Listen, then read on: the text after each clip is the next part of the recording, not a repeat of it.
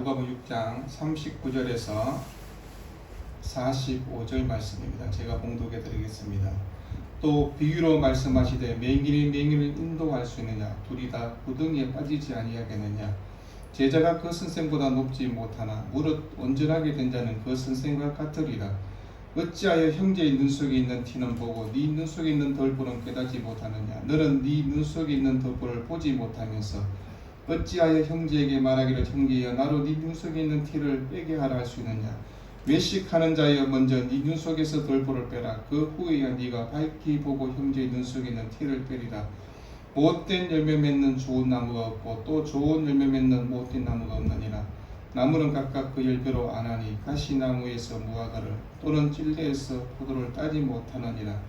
선한 마음은 마음에 사한 선에서 선을 내고 악한 자는 그 사한 악에서 악을 내나니 이는 마음에 가득한 것을 입으로 말함이니라. 아멘. 나를 알아야 합니다라는 제목으로 말씀을 나누려고 합니다. 예수님의 산상설교와 근데 마태복음과도 조금 비교하면 제가 전에 말씀을 드렸습니다. 화 있을 전쟁에 대한 말씀이 누가복음에는 그렇게 나와 있다고 얘기했습니다. 그럼 오늘 본문의 말씀은 주님의 산상설교 후반부에 포함되는 그런 말씀이기도 합니다. 지금까지 주님은 원수를 사랑하라, 남에게 대접하고자 하는 대로 너희도 남을 대접하라, 어떤 사람들의 가르침과 다른 가르침, 새로운 삶에 대한 방식을 주님이 말씀하셨습니다. 그리고 계속해서 비판하지 말라, 정죄하지 말라, 용서하라, 주라 하면서 주님의 가르침이 계속되었습니다. 그러다가 오늘 본문의 말씀은 갑자기 우리에게 다른 뉘앙스로 이렇게 이어지는 것을 보게 됩니다. 어쩌면 너무나 급하게 주제의 변화가 있기 때문에 이 말씀을 듣는 사람들이 바르게 이해하기는 쉽지 않았을 것입니다. 여러분이 성경을 읽으면서 이 말씀이 이렇지라고 앞뒤 문맥을 다 이해할 수 있다면 아마 성경에 대해서 잘 알 수 있는 사람이라고 할 수 있을 것입니다. 그러나 그렇게 잘 이해하기는 쉽지 않는 말씀입니다. 여러분, 그 말씀을 듣는 현장에 있던 사람들은 그 현장의 분위기와 주님의 말씀 때문에는 분명히 하나님의 음성을 듣는 순간이었지만 그러나 금방 이해하는 데는 쉽지 않았을 것입니다. 그럼 본문은 예수님의 갑작스러운 비유의 말씀으로 앞서 하신 말씀과 어떤 관련을 맺고 있는지를 파악하기가 결코 쉽지 않습니다. 먼저 39절은 단순한 비유의 형식으로, 그리고 이어지는 40절은 지혜자의 자문의 말씀의 형식으로 그렇게 주어져 있습니다. 39절의 비유는 두 번의 수사학적 질문을 하고 있는데 맹인이 맹인을 인도할 수 있느냐? 아니다. 둘이 다 구덩이에 빠지지 아니하겠느냐는 것으로 주님의 말씀을 듣는 자들에게 즉각적으로 이해할 수 있도록 했는데, 그 다음에는 예수님이 지혜자의 그 자문 형식을 빌려서 말씀합니다. 제자가 그 선생보다 높지 못하나 무릇 온전하게 된 자는 그 선생과 같으리라. 앞뒤 문맥이 전혀 다른 내용입니다. 여러분, 이 말씀을 듣는 입장에서 누구를 의도하고 있는지란 그 말씀의 의미를 얼핏 이해하기는 쉽지 않았을 것입니다. 그러면서 분명한 것은 맹인이 맹인을 인도할 수 없다는 사실로 그런 그 모든 것을 통해서 같이 맹인의 맹인을 인도하면 같이 구덩이에 빠지든지 아니면 시궁창에 빠지든지 아니면 벼랑에 떨어지는 비참한 결말을 맺을 수밖에 없다는 것을 얘기합니다. 근데 여기에 우리의 인생에 심각한 문제성이 있다는 것입니다. 여러분, 예수님은 주님의 이 말씀을 듣는 자를 향해서 지금 경고의 말씀으로, 그리고 제자들 향해서 이 말씀을 하고 있는데 너희가 선생보다 높지 못하며 어떤 선생도 자신이 아는 것 이상으로 가르칠 수 없다는 것을 얘기합니다. 그럼 그 자리에 있던 사람들 향해서 지금 이중적 경고로 그렇게 말씀하고 있습니다. 먼저 누구가 이 말씀을 들어야 할 것인지, 누구의 인도를 받아야 할지 선택할 때 주의하라는 경고를 하고 있는 것입니다. 동시에 우리가 장차 어떤 부류의 지도자가 되어야 할 것인가에 대한 그 말씀도 함께 포함이 되어 있습니다.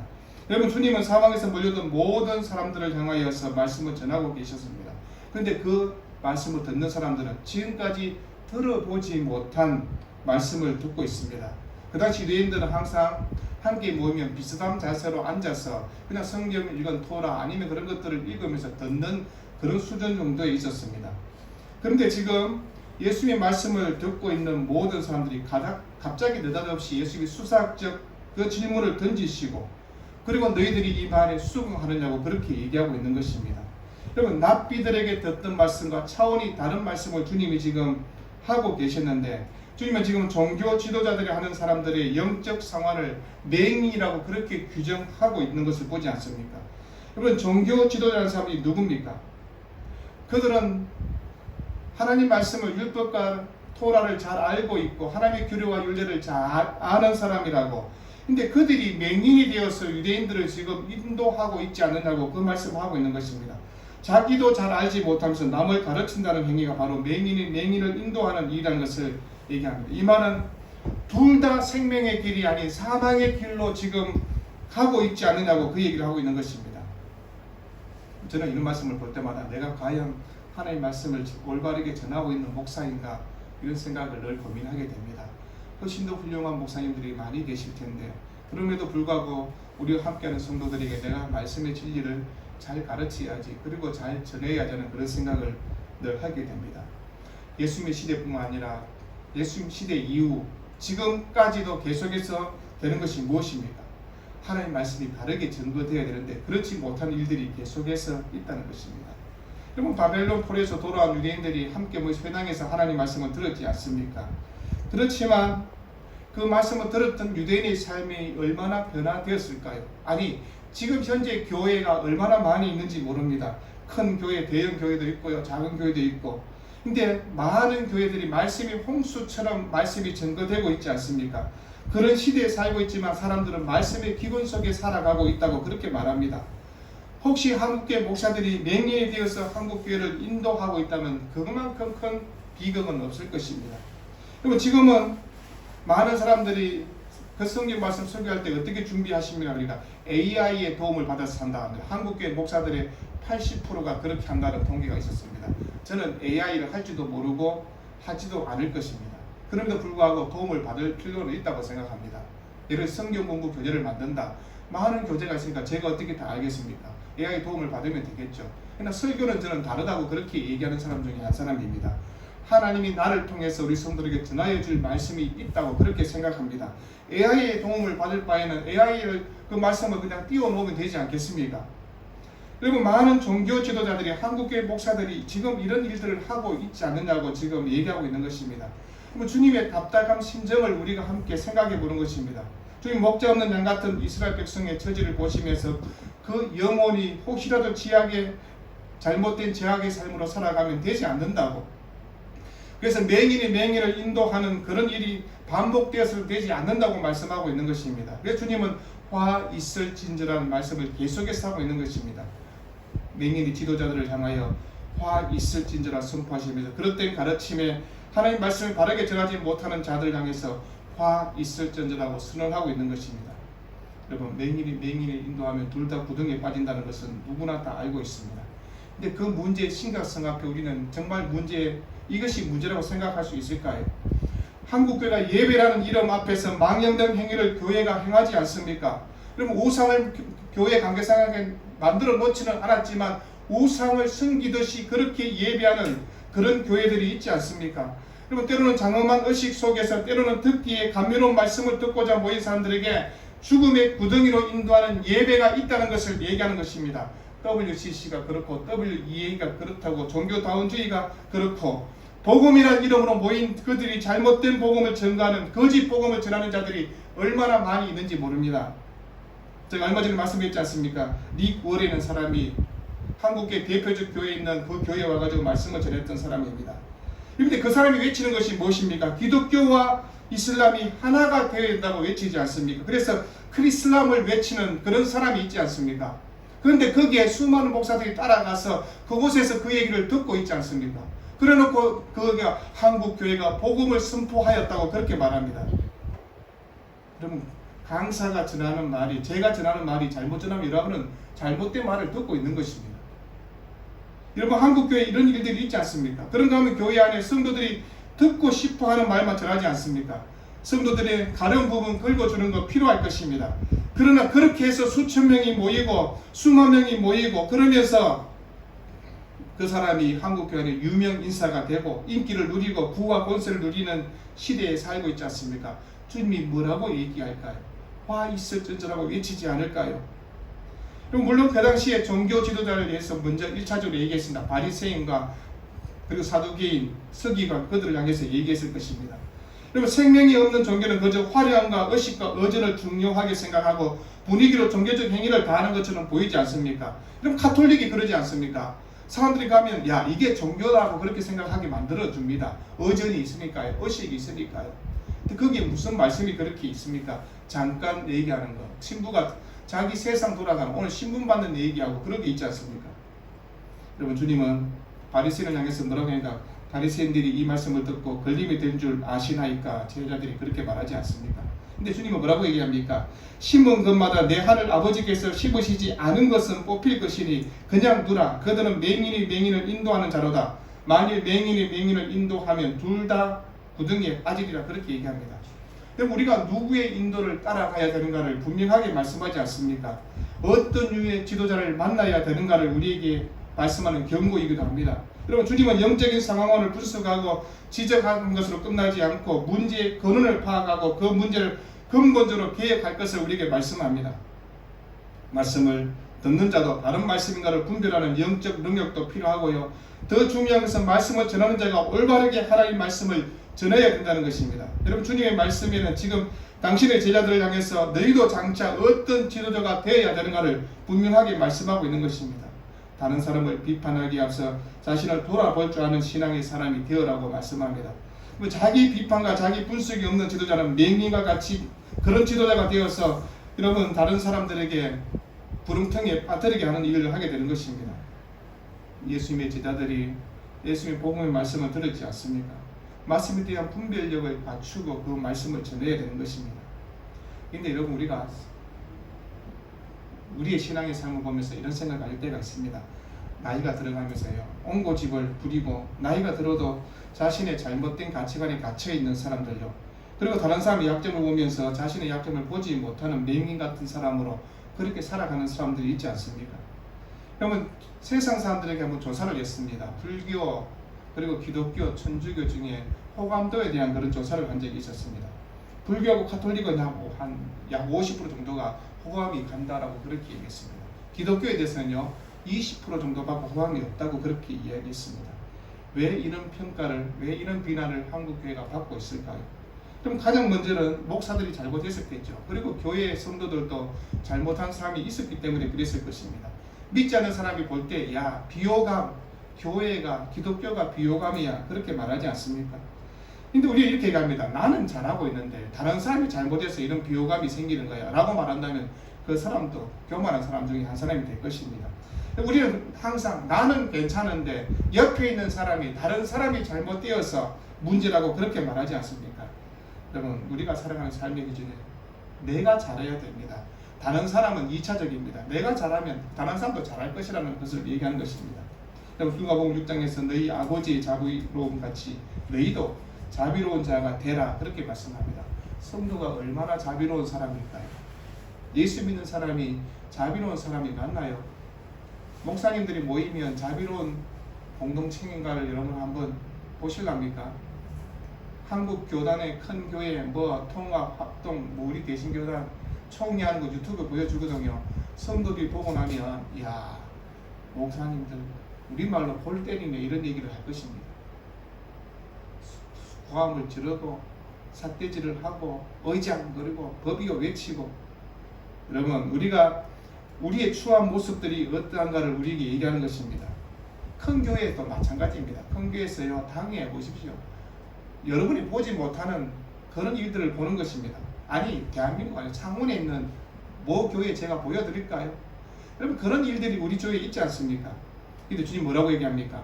어찌하여 형제의 눈 속에 있는 티는 보고 네 눈 속에 있는 덜보는 깨닫지 못하냐? 너는 네 눈 속에 있는 덜보를 보지 못하면서 어찌하여 형제에게 말하기를 형제여 나로 네 눈 속에 있는 티를 빼게 하라 할 수 있느냐? 외식하는 자여 먼저 네 눈 속에 있는 덜보를 빼라. 그 후에야 네가 밝히 보고 형제의 눈 속에 있는 티를 빼리라고 얘기하고 있습니다. 그리고 두 번이나 연거푸 질문한 후에 외식하는 자여 네 눈 속에 덜보를 빼라 그렇게 주님이 말씀했습니다.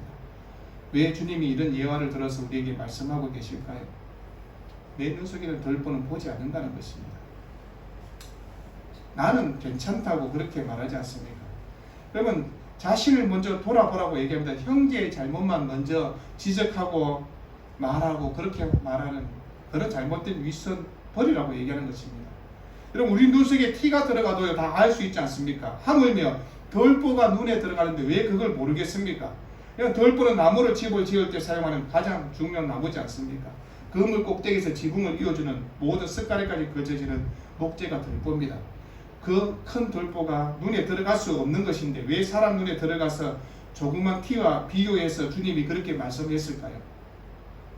근데 그 다음 질문을 통해서 주님이 자기 눈에 있는 그 큰 덜보가 있는데 형제에게 나로 네 눈 속에 있는 티를 빼게 하라는 말씀은 윗선자의 끈적인 모습을 우리에게 지금 보여주고 있는 것입니다.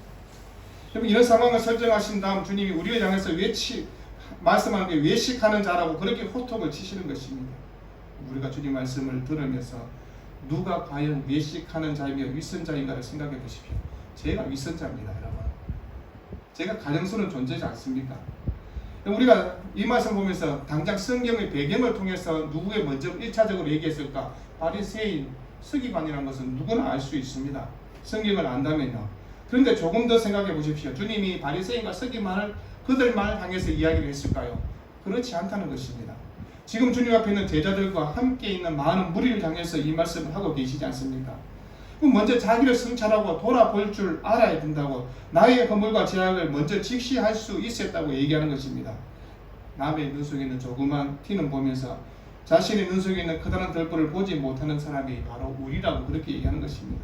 우리는 이런 비유를 통해서 주님께서 우리에게 말씀하시려는 의도가 무엇인가를 바르게 알아야 되는 것입니다. 그리고 주님은 다른 사람을 비판하지 말라 그렇게 말씀했는 37절의 대명제를 이어서 계속해서 이 말씀을 하고 있는 것입니다. 비판하지 말라는 말씀의 연장선에서 지금 이 말씀을 한다는 것입니다. 주님 우리에게 남을 비판하시는 능력을 있지만 그럼에도 불구하고 다른 사람을 비판하는 것, 남의 작은 실수를 너희가 논할 수 있는 자격이 있느냐고 그렇게 말씀하는 것입니다. 여러분 우리 눈 속에 있는 덜보는 보지 못하면서 자기 안에 있는 티도 보지 못하는 우리의 모습이지 않습니까? 그러면서 다른 사람을 향해서 야 그거 빼야 된다 그렇게 말하는 것은 어불성설이라고 얘기하는 것입니다. 예수님은 지금 형제를 비판하기에 앞서 자신을 먼저 살펴보도록 요구하는 것입니다. 다른 사람을 비판하는 일은 전혀 우리의 능력 밖의 일이라고 얘기하는 것입니다. 여러분 우리는 사실 수많은 편견 가운데 살아가는 것이 우리의 모습입니다. 공평과 정의를 내세우지만 자신을 향해서는 그렇지 못함을 보지 않습니까? 여러분 대통령을 보면서 그런 민주당 정치하는 사람 보면서 국민의힘 국회의원 보면서 내로남불이란 말이 우리 입에서 다 나오지 않습니까? 여러분 자기 자신은 다 깨끗하다고 말하지 않습니까? 그런데 조금만 덜 추면 먼지가 펄펄 나지 않습니까? 혹시 여러 번 덜 추면 펄펄 먼지가 날 일이 있습니까? 먼지 날 게 있어야 먼지가 나죠. 그 사람들 조금만 뒤집으면 온갖 비리가 다 나오지 않습니까? 그런데 불구하고 우리가 이런 말씀 보면서 나를 먼저 성찰하라고 얘기하는 것입니다. 비판할 때 우리가 어떤 비판하고 있습니까? 내 감정에 치우쳐서 먼저 비판할 때가 있지 않습니까? 그러면 우리가 언제나 다른 사람을 향해서 볼 때 하나님 말씀 앞에서 자신을 성찰하고 그리고 객관적으로 그렇게 볼 수 있어야 됩니다. 그리고 다른 사람을 비판하고 정죄했던 수많은 말들을 한번 떠올려 보십시오. 여러분 그리고 나에게도 한번 그런 비판과 적용을 떠올려 보면서 생각해 보라고 우리 사람이 얘기하는 게 있습니다. 제가 목사님들은 새벽기도 마치고 자기가 자고 싶으면 자고 그러니까 새벽기도 나오라 하고 우리는 아침부터 일해야 되는데 그게 되냐 이렇게 얘기했거든요. 우리 사람이 딱 목사님과 그 얘기 하더라고요. 당신은 이제 그런 말을 했기 때문에 새벽기도 빠지면 안 된다고 얘기하더라고요. 우리 애들이 있어가지고 새벽기도를 잠깐 쉬었지만 다시 할 겁니다. 그런데 그럼에도 불구하고 내가 했는 말들이 있거든요. 아니 목사님들은 뭐 그런 상황에서 그럴 수 있지. 근데 우리 사정은 하나도 안 봐주고 여러분 우리의 입장에서 자기 입장에서 말하는 것들이 얼마나 많이 있는지 모릅니다. 여러분 말로는 개인적인 감정이 아니라고 그렇게 말할지는 모르지만 우리 간에 우리의 감정이 간에 다 들어가 있지 않습니까? 때로는 상대방을 위해서 말하는 것처럼 그렇게 보이지만 실상은 다른 사람의 비난하는 것, 조롱하는 것을 즐기고 있지는 않은가를 생각하는 것입니다. 그럼 문제가 발견할 때 우리는 내 그럴 줄 알았다라는 말들을 종종 하지 않습니까? 내 그 사람 딱 보니까 내 그럴 줄 알았네. 근데 맞거든요. 그게 틀린 말은 아니거든. 그 사람 보니까 그런 뒤통수 치는 일을 하고 잘못된 일을 하는 걸 우리가 경험하지만 그런데 불구하고 우리가 그런 말을 왜 할까요? 그런 말을 사랑으로 얘기할까요? 아니면 비난하기 위해서 얘기할까요? 사랑의 말보다는 비난을 위해서 먼저 말하지 않습니까? 애정 어린 사랑으로 그 사람을 향해서 걱정 어린 말로 하면 괜찮은데 비판하기 위해서, 비난하기 위해서, 그 사람을 모독하기 위해서 우리가 그런 말을 한다면 그건 잘못이지 않느냐고 얘기하는 것입니다. 여러분, 다른 내 눈 속에 있는 티는 보지 못하고 남에 있는 덜보 티 보면서 내 눈에 있는 덜보는 보지 못하고 있는 우리의 모습을 얘기하는 것입니다. 그러면 티와 덜보는 엄청난 차이가 있지 않겠습니까? 그런데 내 허물, 약점 이런 것들을 잘 알아야 되는데 그렇지 못하고 나를 향해서는 얼마나 간대하지 못하고 내가 새벽기도 못 나온 이유가 있고, 내가 교회 봉사하지 못하는 이유 이런 것이 있고, 내가 성경을 읽을 시간이 부족한 것 이런 이유가 있고, 나를 향해서는 관대하지 않습니까? 근데 다른 사람을 향해서는 아니 저 사람과 그 정도 되면 이 정도 해야지 라고 말을 한다면 그건 잘못이라고 얘기하는 것입니다. 여러분, 자신을 어렵다고 생각하는 것, 뭐 그것도 괜찮은 삶이지만, 그렇지만 내가 그 어려움이 어디서 나와야 되는가를 얘기하는 것입니다. 우리가 다른 사람의 잘못을 보면서 저 사람은 도저히 안 돼, 어떻게 저럴 수 있어, 이런 말들은 쉽게 해서는 되지 않는 말입니다. 근데 저도 쉽게 하거든요. 네, 저럴 줄 알았다니까. 네, 저 사람 저 하는 거 행동 보니까 네, 저럴 줄 알았다니까. 안 된다니까. 그럼 우리가 이런 말들을 쉽게 하지 말아야 되는 것입니다. 오늘 그러면서 저는 남을 비판하고 정죄하는 것, 내 눈 속에 있는 덜보를 보지 못하고 남에 있는 티를 보면서 우리가 어떤 삶을 살아야 될까를 생각하다가 고린도전서 13장이 떠올랐습니다. 그럼 고린도전서 13장은 여러분이 잘 알고 있는 사랑장입니다. 사랑은 오래 참고, 사랑은 온유하며, 시기하지 아니하며, 사랑은 자랑하지 아니하며, 교만하지 아니하며, 무례히 행하지 아니하며, 자기의 유익을 구하지 아니하며, 성내지 아니하며, 악한 것을 생각하지 아니하며, 불의를 기뻐하지 아니하며, 진리와 함께 기뻐하고, 모든 것을 참으며, 모든 것을 믿으며, 모든 것을 바라며, 모든 것을 견디며. 여러분, 이 말씀을 읽을 때 사랑이란 말에 자신의 이름을 한번 넣어보십시오. 종아는 오래 참고 있는지, 종아는 온유한지, 투기하지 않으며 사랑하고 있지 않는 자를 생각해 보라는 것입니다. 여러분, 우리가 이 현대를 살아가면서 비판하는 것은 너무나 잘하지 않습니까? 남을 조롱하는 일에는 순수가 되어 있습니다. 근데 남의 허물을 덮어주는 일에는 너무나 인색한 것들을 보지 않습니까? 그러면 하나님 말씀의 진리를 깨달은 사람이라면 어떻게 살아야 하는가를 성경이 얘기하는 것입니다.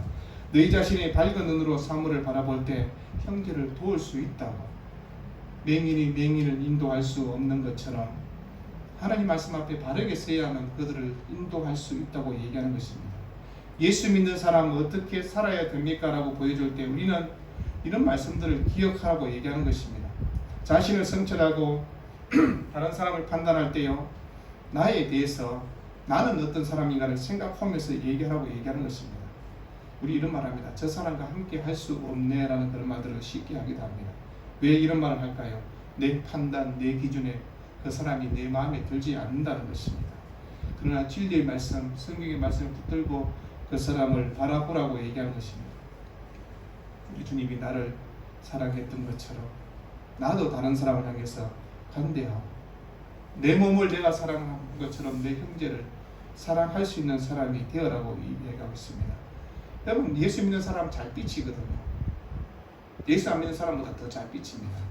수진아, 예수 믿는 사람이 잘 비친다니까. 왜 그럴까요? 우리가 살아가는 삶의 자리에서 남을 정죄하고 비판하는 데는요 1등인데, 사랑하고 용서하고 화합하는 말씀은 다 알고 있는데도 그렇지 못하지 않습니까? 그러면 하나님의 은혜가 우리가 다 하나님께서 용서하시고 우리를 불러주셨다면 안다면 내가 얼마나 편견의 눈으로 사람을 보고 있는가를 깨닫고 나의 허물을 생각할 수 있어야 되는 것입니다. 43절에 못된 열매는 못된 열매 맺는 좋은 나무가 없고 또 좋은 열매 맺는 못된 나무가 없느니라. 나무는 각각 그 열매로 하나니 가시나무에서 무화과를 또는 찔레에서 포도를 따지 못하니라 얘기합니다. 여러분, 나쁜 성품의 사람이 좋은 말을 할 수 없는 것처럼 우리가 좋은 열매를 맺는 성품의 사람이 되어야 되는 것입니다. 우리가 어떻게 좋은 나무인지 나쁜 나무인지 알 수 있습니까? 라고 질문하면 열매를 보면 안다는 것입니다. 내 신앙의 삶의 열매가 무엇인가를 한번 보시라고 얘기하는 것입니다. 좋은 신앙의 사람이라면요, 그 사람의 행동, 그 사람의 말에 좋은 열매가 있습니다. 45절에 선한 사람은 마음에 쌓은 선에서 선을 내고 악한 자는 그 쌓은 악에서 악을 내나니 이는 마음에 가득한 것을 입으로 말함이라고 말씀하고 있습니다. 우리 마음의 깊이를 누가 알까요? 제가 여러분의 마음의 깊이를 어떻게 다 알겠습니까? 여러분이 제 마음의 깊이를 어떻게 알겠습니까? 근데 하나님은 다 알고 계시는 것입니다. 주님이 우리의 마음과 우리의 말과 우리의 생각과 의도를 다 알고 계시지 않습니까? 여러분의 삶이 맹인이 아니라 진리를 바르게 전하는 사람으로 내 눈 속에 있는 덜불을 깨닫고 언제나 말과 행동에서 주님의 향기를 바라며 예수 그리스도의 뜻을 세워가며 예수의 정의로 살아가는 복된 삶이 되기를 우리 주 이름으로 축원드립니다. 기도하겠습니다. 선한 주님, 우리가